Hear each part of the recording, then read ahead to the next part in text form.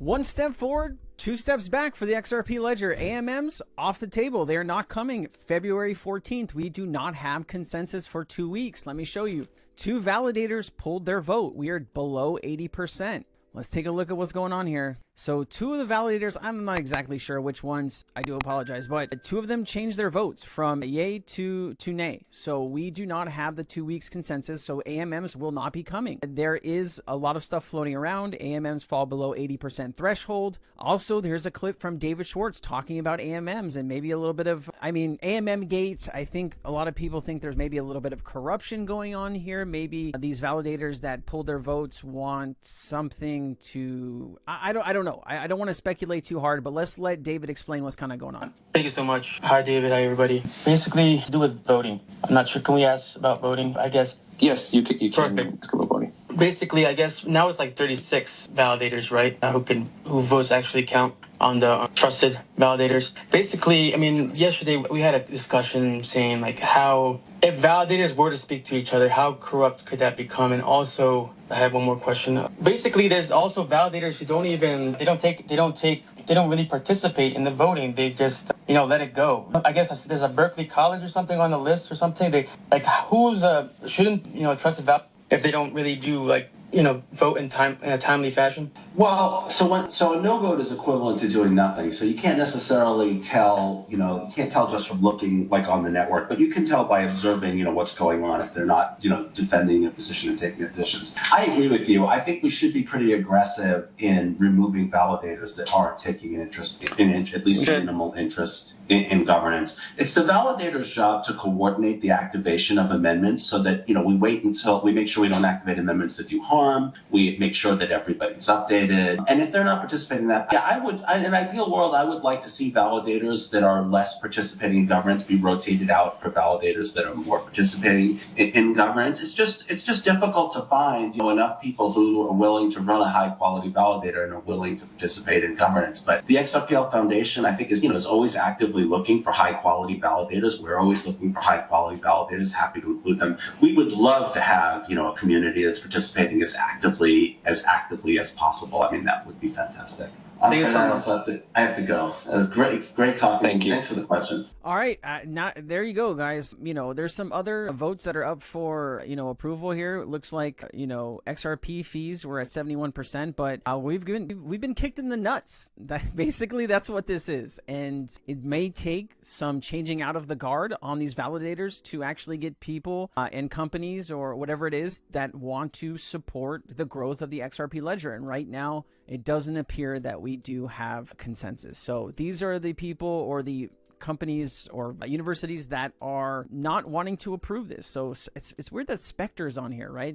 I don't know. I feel that's weird. I own a Spectre NFT. Sad to see it. Maybe it's a different Spectre. It can't be a different Spectre. But these are the validators that are holding us back, right? And that's unfortunate. That's unfortunate. So let's keep it going. And vet here, XRP vet, is that the same person? Maybe. I don't know. Could be. All right, let's talk about a little bit of uplifting stuff about the XRP Ledger. I didn't want to kill the whole video with just that, but it is important that you know what's going on in the XRP community, and we gotta talk about even the bad stuff. The macro environment around custody digital assets is expected to be close to $10 trillion by the year 2030, and inevitably, people are going to need a place to store those assets, and it's safe, secure. And they need to be able to transfer them as well, having good on and off ramps, even a tokenization engine, some of the work Ripple is doing around central bank digital currencies or CBDCs. So we think there's a lot of pieces that come together, and we already had, and I remember when you and I first spoke, I remember being on a call with one of the largest top 10 banks in the world, and a bank Ripple was already working with, and they were asking us about could we help them with their custody. This is prior to that position, and we weren't in a position to do that. And so when we think about that synergy, the ability to say to that existing Ripple customer, hey, here's a best in class, going head to head time and time again and winning on the custody level, to be able to bring that product to them, I think is a great opportunity for the two companies together. So think about all the money and value that is in a company, right? And, imagine all that value getting tokenized and stored on the XRP ledger, right? That's really what we're trying to get to at the end of the day. Also, custody of, their tokenized securities, their tokenized treasuries, their tokenized deposits. There's a lot of different ways that we can get there, right? And I think a lot of people don't take that into consideration, and that's where we're going. I mean, if you saw Solana the other day, they had another outage on their blockchain. It went down. Outage, right? And so, central banks are looking for something secure. They're looking for something reliable, and that's going to be there to handle their transactions, right? You look at the XRP Ledger running, 12 years straight, no issues, kind of. And I mean, there was something way back in the day, but we don't need to really talk about that. But, you look at the last 10 years, perfect running, like $1 trillion in transactions completed, billions of dollars of value transacted daily. I mean, this is really what they're going to want to use. Okay. And then federal judges ordered Ripple Labs to produce additional information around institutional sales of XRP. Ripple filed a motion to oppose this request last month, calling that the documents are irrelevant. This document will help the judge determine that what the penalties Ripple faces for those institutional sales. The orders also grant the SEC an opportunity to formally question Ripple over those financial statements. So still not done, my friend. A federal judge has ordered Ripple Labs to produce additional financial information around its institutional sales of XRP. The order comes at the request of the SEC and follows that major court ruling back in July, where a judge said Ripple did not violate securities law by offering XRP to the public on exchanges, but did when it sold the token directly to institutions. The document will help the judge determine what penalties Ripple faces for those institutional sales, and the order also grants the SEC an opportunity to formally question Ripple over those financial statements. Ripple filed a motion to oppose this request last month, calling the documents irrelevant. So let me ask you a question, right? You look at everything that went around with Ethereum Gate and how they did their ICO, and basically they told people that they can lie, make up names,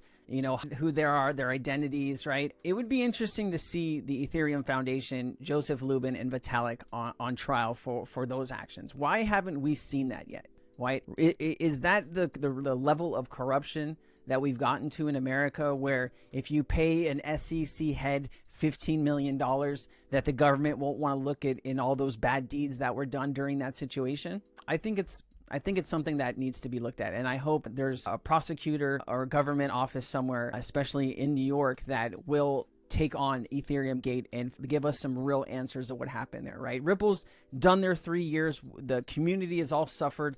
It's time to spread that, and really hold everybody accountable for their actions and not just one company. There are investors who are interested in, frankly, speculating on where XRP is going to go. And, to the extent we are successful solving a multi-trillion-dollar problem using XRP and integrating XRP into those flows, it's going to drive a lot of demand for XRP. Again, I said earlier, the market cap of XRP today is around 25 billion. You're solving a $27 trillion problem. I'm not saying it's going to 27 trillion, mind you, right? You take a lot of friction out of that system. But, when I think about the other use cases and consumer use cases, I think there are a lot of other use cases where we think XRP could be a very efficient digital asset. Ripple is focused on payments. If we think about it kind of the same way, Amazon was really good at books. The name of the company actually was Amazon Books. It wasn't Amazon. And then they decided, hey, let's go do another vertical. When I think about Ripple's trying to do, we want to be extremely good at solving a very large problem around payments and liquidity on a global basis.